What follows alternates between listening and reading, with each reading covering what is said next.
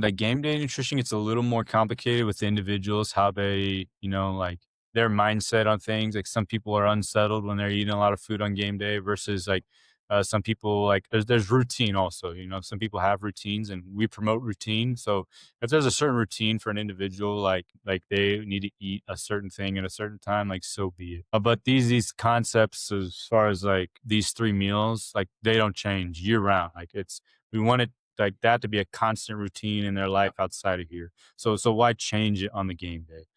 So it's honestly not going to look any different as far as like what we're giving them from our breakfast, lunch, and dinner. The same whole foods, same supplying the same like animal source protein, fruits and veggies, and like a quality fat at all three meals. We're not front loading carbohydrates like 4 hours before a game. So it's the same meals. Just now we're just playing a game. But from a timing standpoint, there's a lot more nuance for us, like with, travel and like getting on the court and all that. So usually for us, 3 hours before like like game time is when we're gonna have our pregame meal. Sometimes people go 4 hours. I think it's a little too long where people are wanting to like snack in that like hour before. So I think we can cut the snacking, which is not an issue at all, but I think we can mitigate some of that stuff just going 3 hours before, like 3 hours before a Mhm. game.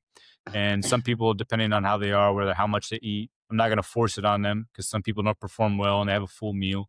We're also getting a post game meal, so it's not like they're not going to eat again. But same thing with the breakfast. We're going to wake up and have breakfast, depending on our logistics of time. Have that pregame meal, and then you have your post game meal like immediately after the match. Like there's a lot of time constraints that are out of my control, but the one that we are in control in is that timing of 3 hours before. I think it's a sweet spot if it's not too much time and it's also not too close to the match where you're hungry.